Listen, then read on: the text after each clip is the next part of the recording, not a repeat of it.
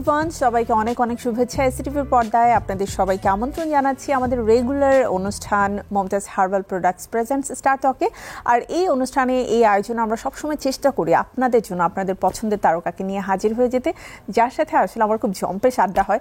আমার আড্ডাগুলো তো আপনারা দেখেন যে জীবনের গল্প হয়, তার লাইফের সমসাময়িক যে বিষয়গুলো রয়েছে সেটা নিয়ে গল্প হয়। হ্যাঁ, মাঝে মাঝে আমরা বেশ কিছু টিপস অ্যান্ড ট্রিক্সও জেনে নিই, তার healthy skin, hair or like lifestyle সব কিছু। সো এবারে আসলে আমি যার সাথে আড্ডা দিব, যে কারণে এত কথা বলছি, আমার কাছে অলওয়েজ মনে হয় যে ও হচ্ছে একটা ফুল প্যাকেজ।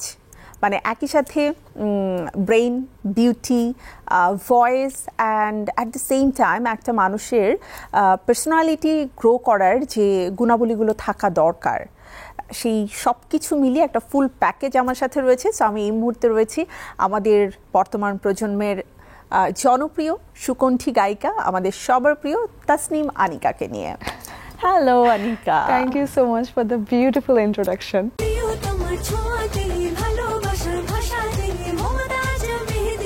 মমতাজ গোল নাম্বার 1 মেহেদি, মানে প্রিয়জন প্রিয়তমার মেহেদি। আসলে কি বিউটিফুল হইছে আসলে বিকজ আমি চিন্তা করছিলাম আচ্ছা আনিকা সম্পর্কে তো আরো অনেক কিছু বলা যায়, আমি তো আরো অনেক কিছু জানি। তুমি যতটুকু জানো এটা তো আসলে কেউ জানে না। সবচেয়ে বেশি কাছের তুমি আমার, এবং তোমার সাথে বসে আড্ডাটা আমার কাছে মনে হয় আজকে অনেক বেশি জমে যাবে, কারণ আমার সিক্রেট সবকিছু তুমি জানো, ইভেন আমার ফোনের পাসওয়ার্ডও। আমার অডিয়েন্সটা শুনলো যে সিক্রেট আমি জানি, সো আজকে সব সিক্রেট টপিক নিয়েই কথা হবে, এবং আমি চাইবো তুমি এড়িয়ে যাবে না। হ্যাঁ চলো। I'm scared. না, ভয় পাওয়ার কিছু নেই। প্রথমে বলো যে লাইফ কেমন যাচ্ছে এখন? লাইফ খুব অন্যরকম যাচ্ছে। তুমি আমাকে জানো যে আমি সবসময় খুব আড্ডা প্রিয় মানুষ, সবার সাথে হই হুল্লো সময় কাটানো। তুমি তো আমাকে বাসায় পাও না, এবং তুমি যখনই নসীনকে জিজ্ঞেস করো আমার ছোট বোনকে যে আমি কোথায়, নসীন তোমাকে একটা অ্যানসার দেয় যে পাড়া বেড়াচ্ছে। চমৎকার, ও পাড়া বেড়াতে গেছে। পাড়া বেড়াতে গেছে। তো নসীনের আমি হচ্ছে জিম মেট, সো আমাদের দেখা হয়ে যায় একটা, মানে একটা জিম যারা করে রেগুলার তাদের কিন্তু একটা মজার ব্যাপার আছে যে শত ব্যস্ততার মাঝেও ওই সময়টাকে তারা বেছে নেয়। তো নসীন যতটা অ্যাক্টিভ, লাইক ওর যে কনসিস্টেন্সি যে ব্যাপারটা রয়েছে সেটা তোমার মধ্যে নাই। বাট দুটো বোন কিভাবে করে দুই রকম হলো? ওয়েল, এটা আমি না অনেক এনজয়ও করি জানো, কারণ হচ্ছে গিয়ে ও আমার থেকে অনেকটুকু চিন্তা ভাবনার দিক থেকে অনেক ম্যাচিওর, এবং ও যেভাবে করে ওর লাইফটাকে সুন্দরভাবে ডিসিপ্লিন ওয়েতে যেভাবে ও লাইফটাকে নিয়ে চালাচ্ছে, ওটা আমি ওর কাছ থেকে অনেক কিছু শিখি। আমি এবং অনেক কিছু ওর থেকে জিজ্ঞেস করি যে কোনটা করব না করব, কি করলে ভালো হবে। বাট আই থিঙ্ক ওর এই যে ডিসিপ্লিন লাইফ লিড করার পেছনে তোমারও কিন্তু নিজের একটা অবদান আছে, বিকজ আমি যতটুকু জানি তুমি ছোটবেলা থেকে স্ট্রিক্টলি ওকে অনেক বেশি কন্ট্রোল, অনেক বেশি কন্ট্রোল করেছে। এটা যাবে না, প্রেম করা যাবে না। আমি এটা অনেক রিগ্রেট করি, আমি আসলে এটা এখন অনেক রিগ্রেট করি, কারণ ওর যে সময়টা ওর ফ্রেন্ডদের সাথে থাকার কথা ছিল, ওর আড্ডা মারার কথা ছিল, বা প্রেম করার যে বয়সটা ছিল, ও তখন আসলে ওগুলো করতে পারেনি, বিকজ আমি অনেক স্ট্রিক্ট ছিলাম। স্ট্রিক্ট অর মানে আমি স্ট্রিক্ট বলবো নাকি এটাকে বলবো হচ্ছে কিছু থাকে না বোন, বাট তার ক্যারেক্টার হচ্ছে রওশন জামিলের মতো। আমার কাছে কন্ট্রোল করা, আমার কাছে মনে হয় যে আমি আমার প্যারেন্টসের পরে আমার নসীনের জীবনে মনে হয় আমি ওর সেকেন্ড প্যারেন্টস, এবং আমি মনে হয় সবচেয়ে বেশি আমার প্যারেন্টস যতটুকু না ভেবেছে ওকে নিয়ে, তার চেয়ে বেশি আমি ওকে নিয়ে ভেবেছি। তো এই যে একটা মানুষের দুইটা ফেস, সে যখন বাইরে থাকছে খুবই মানে তুমি অনেক ফান লাভিং, তুমি যেখানে যাও সবাইকে মাতিয়ে রাখো, এবং দ্যাটস ওয়াই তোমার ফ্রেন্ডসরা অলওয়েজ তোমার সাথে আড্ডা দিতে পছন্দ করে। সেই মানুষটা বাসায় যে কিভাবে মানে রওশন জামিল ক্যারেক্টার হয়ে যায়। আই থিঙ্ক আন্টিও সবকিছু করার আগে চিন্তা করেছেন আমার বড় মেয়ের কাছ থেকে আমি জিজ্ঞাসা করে নিই। ইন এভরিথিং, এভরি ডিসিশন আমার ঘরে যাই হোক, আমি না সবসময় চেষ্টা করি যে ঠিক আছে আমি বাইরে আমার বন্ধুদেরকে সময় দিচ্ছি, আমার কলিগসদেরকে সময় দিচ্ছি, সবকিছুর পরেও আমি আমার ফ্যামিলিকে টাইমটাও দিই, কারণ ঘুম থেকে আমরা এই জেনারেশন সবাই কিন্তু আসলে দরজা বন্ধ করে একটু একা থাকতেই বেশি পছন্দ করি, এবং আমিও তাই করি।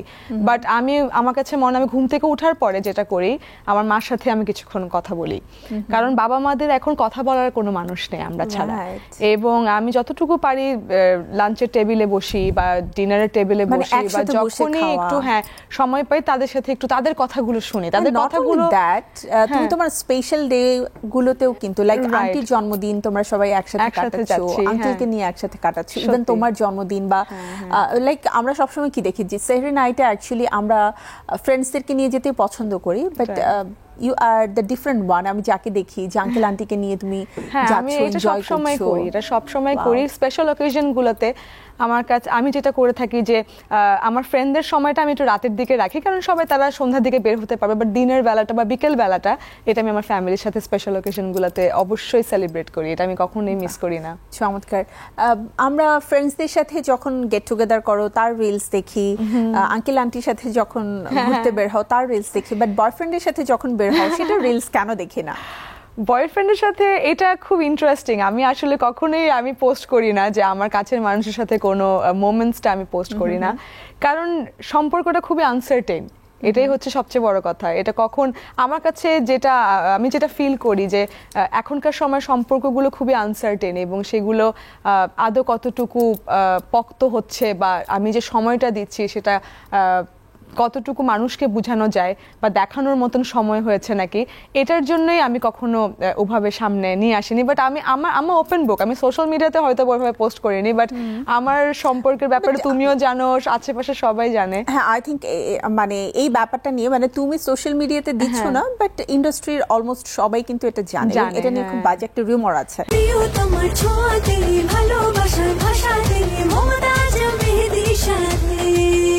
মমতাজ মেহেদি, প্রিয়জন প্রিয়তমার মেহেদি। এই যে বলছিলাম যে তুমি কতটা স্ট্রাগল করো তোমার যে কোনো কাজ নিয়ে, অথবা স্টেজে বা তোমার পারফরমেন্সকে ঘিরে তোমার যে প্ল্যান থাকে, ইভেন কাস্টিউম থেকে নিয়ে শুরু করে ওই প্রোগ্রামটার শেষ অবধি। বিকজ এই রিসেন্ট টাইমেও আমরা একসাথে একটা কাজ করলাম, তুমি তো প্রোগ্রাম শেষ করে চলে আসলে, বাট আমি কিন্তু পরবর্তীতে যারা অডিয়েন্স ছিলেন তাদের কাছ থেকে চমৎকার সব রিভিউ পেয়েছি। সো সেই জায়গা থেকে মানুষ তো ছোট থেকে শুরু করে, ধীরে ধীরে বড় হয়, কিন্তু তোমার এই বড় হওয়ার যে স্ট্রাগল, তোমার যে জার্নি, এটাকে মানুষ অ্যাপ্রিসিয়েট না করে অলওয়েজ তোমাকে বলা হয় যে তুমি ব্লেসড বিকজ অফ তোমার বয়ফ্রেন্ড, সে তোমাকে তোমার প্ল্যাটফর্ম করে দিয়েছে, সে তোমার জন্য সবকিছু করে দিয়েছে। মানে as an artist how do you feel যখন এই কথাগুলো তোমার কানে আসে? I feel really funny.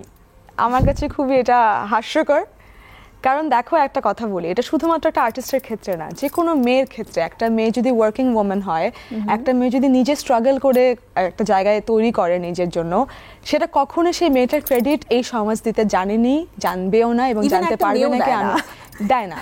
এবং হচ্ছে কখনোই সে ভাবতে পারে না যে আচ্ছা ঠিক আছে, শান্তা জাহান ও এত সুন্দর করে ওর লাইফস্টাইল লিড করছে, ওর লাইফস্টাইলটা এত সুন্দর, কিভাবে সম্ভব, কিভাবে পারছে। সো এটা খুবই, আমি বলবো যে এটা খুবই ন্যারো মেন্টালিটির একটা পরিচয়। যখন তুমি একটা মানুষ কাজ করছে, সেটা পুরুষ মানুষের ক্ষেত্রে কেন হয় না, সেটা সবসময় কেন একটা নারীর ক্ষেত্রে হয়, যে তার ক্রেডিটটা কেন কেউ নিতে চায় না, এবং তার ক্রেডিটটা সে সবসময় কাউকে না কাউকে দিতে চায়। হয় সেটা বাবা, হয় সেটা স্বামী, বা যদি সে স্বামী আর বাবা যদি না থাকে এই সিস্টেমে, তাহলে অবশ্যই সেটা বয়ফ্রেন্ড। তুমি যদি তোমার মধ্যে যদি কোয়ালিটি না থাকে, শোনো, অডিয়েন্স এমন কিছু মানুষ, মাইক্রোফোন, হ্যাঁ, এবং মাইক্রোফোন এমন একটা জিনিস, তুমি যেটা বলবে তোমার স্পিচটা কিন্তু একটা হিস্ট্রি, এবং তুমি যদি সেটাকে প্রপারলি উপস্থাপন করতে না পারো, এটা একটা হিস্ট্রি হয়ে যাবে, এবং সেটা তোমাকে সেই হিস্ট্রিটা রিপিট হবে তোমার লাইফে। তো আজকে যদি আমি আমার কাজ দিয়ে নিজেকে প্রুফ করতে না পারতাম, তাহলে আমি কারোর সাথে কাজ করার মতন আমি সুযোগ পেতাম না। আমি অনেক বড় বড় আর্টিস্টদের সাথে কাজ করার, গান করার সুযোগ পেয়েছি, অনেক বড় বড় স্টেজে কাজ করার সুযোগ পেয়েছি, এবং শুধুমাত্র বিশ্বাস করো আমার অধ্যাবসার কারণে, আমার স্ট্রাগলের কারণে, আমার ফোকাসের কারণে মাঝে মাঝে আমি একটু হতাশ হয়ে যাই, এটা তুমিও জানো, এবং মাঝে মাঝে না, most of the time. I think এটা না খুবই ন্যাচারাল, প্রত্যেকটা মানুষের লাইফে একটা আপস এন্ড ডাউন থাকে। আমরা মাঝে মাঝে কাজ করতে করতে আসলে অনেক বেশি ক্লান্ত হয়ে যাই, তখন আমরা অনেক কিছু মাথায় থাকলেও সেগুলো আসলে এক্সিকিউট করা হয় না।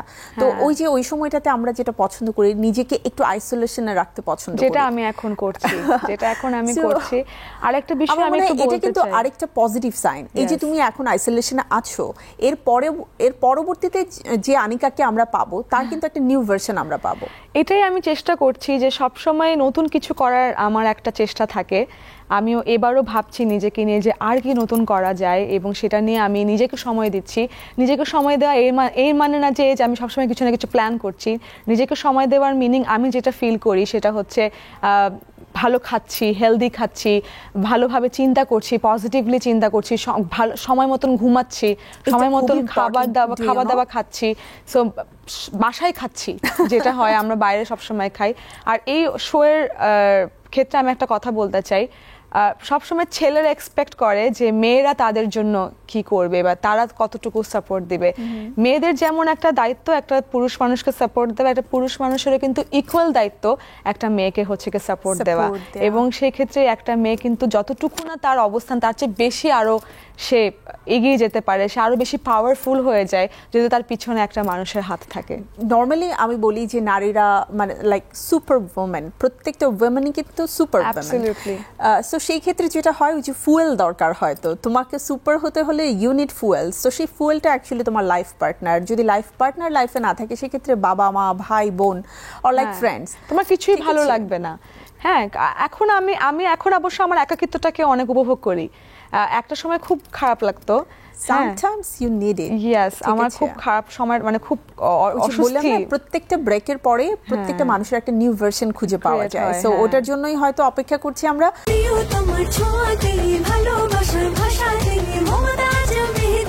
মমতাজ রেড গোল্ড মেহেদি, মানে প্রিয়জন প্রিয়তমার মেহেদি। যেহেতু ব্রেকআপ হয়ে গেছে, লাইফে তো মুভ অন করতেই হয়, নতুন লাইফের জার্নি শুরু করতে হয়। এবছরে কি আমরা সুখবর শুনবো যে বিয়ে করেছেন তাসনিম আনিকা? বিকজ এখন তো বেশিরভাগ আমরা বিয়ে করার পরে জানি, যদিও এটা আমার ক্ষেত্রে ডেফিনেটলি হবে না। না, এটা আসলে আমার কিছু যদি হয় এটা সবাই ঢাকঢোল মানে পিটিয়ে জানবে, এবং তোমরা বিয়ের হলুদ আমরা মিস করতে চাই না, এটা হবেই না, এটা সম্ভবই না। এবং তোমরা যারা আমার কাছে আছো তোমরা ওয়েট করছো যে কখন আসলে আমি বিয়েটা করব। কিন্তু এখন আমি বিয়ে নিয়ে ভাবতে চাই না, আমি একটু আমাকে সময় দিতে চাই, আমার মিউজিককে সময় দিতে চাই। তোমার হেয়ার অ্যান্ড স্কিন কেয়ারের যে রহস্য রয়েছে সেটা একটু জানো। আমি খুব সিম্পল বিষয় করি। আগে কিন্তু অনেক কিছু করতাম, কোনো না কোনো প্রোডাক্ট আসলে আমি খুব ফ্যাসিনেটেড হয়ে যেতাম যে এটা কিনবো ওটা কিনবো এটা ইউজ করব।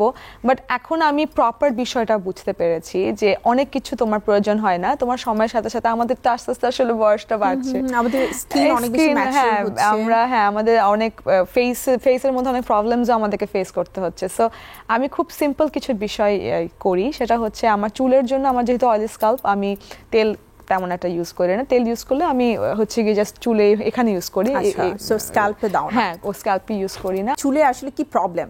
এটা কারণ ড্যামেজ কিন্তু বিভিন্ন রকম হয়, কারোটা ড্রাই হয়ে যায়, কারোটা অনেক ফ্রিজি হেয়ার হয়ে যায়। এবং আমি আবার অনেক কিছু খাইও, সেক্ষেত্রে আমি হচ্ছে আলমন্ডটা খাই, বা মা হচ্ছে রাতের বেলা কাঠবাদামটাকে ভিজিয়ে রাখে এবং ওই সোকড আলমন্ডটা খাচ্ছি।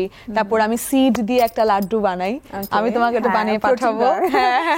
অনেকগুলো সিড ইউজ করে, বিকজ হচ্ছে নরমালি সিডস অ্যাকচুয়ালি আলাদা আলাদা করে খাওয়া হয় না। হ্যাঁ, সো একটা মানে হেলদি স্কিন প্লাস হচ্ছে ওটা কিন্তু লাইক আমি যেহেতু একটু হেলথ কনশাস, সো আমার মনে হয় যে অনেক সময় বাইরে যখন যাচ্ছি কোনো ভারী খাবার খেতে গেলে খেতে ইচ্ছে করে না, সো ওই জায়গাতে একটা লাড্ডু যদি আমরা খেয়ে নিই গুড এনাফ। এবং হ্যাঁ, ওটার মধ্যে তুমি ওখানের মধ্যে হচ্ছে খেজুর ইউজ করছো, তো তোমার ওখানে সুগারও নাই। আর আমি সানফ্লাওয়ার সিড, তারপরে সানফ্লাওয়ার সিড, তারপরে পামকিন সিড, এগুলো খাই, ফ্ল্যাক্স সিডস, ইয়েস, এগুলো আমি, তারপরে হচ্ছে লাইক তিল ইউজ করতে পারো। হ্যাঁ, এগুলো আমি রেগুলার খাচ্ছি, সিড খাওয়া হয় আমার। আর হচ্ছে কোলাজেন ড্রিঙ্ক খাই।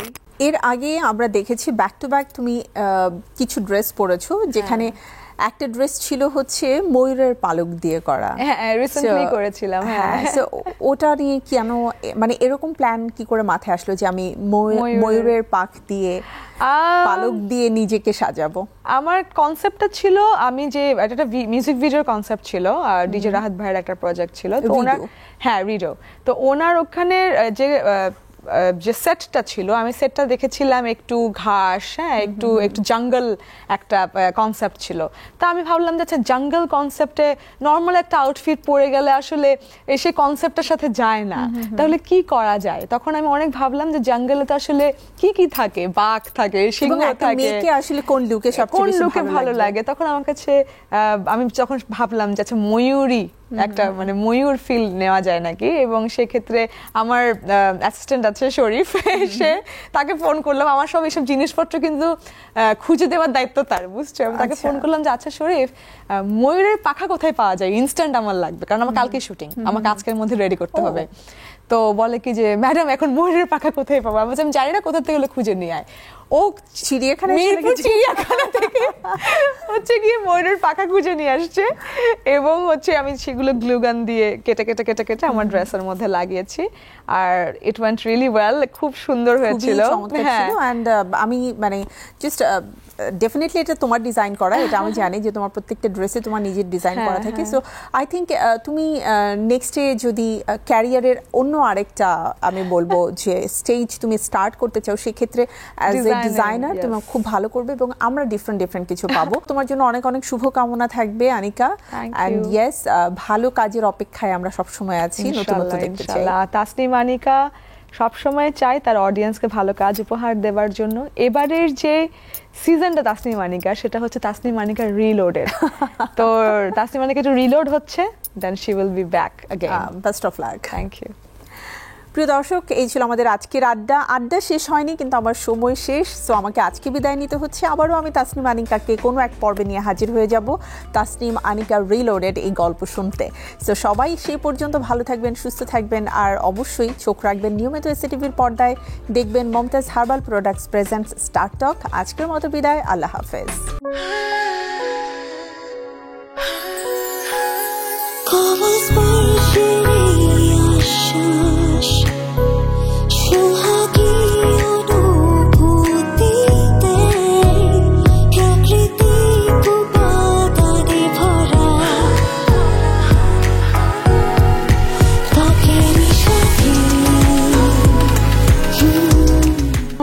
নাম্বার 1 হেয়ার রিমুভাল ক্রিম, সৌন্দর্যের আত্মবিশ্বাস।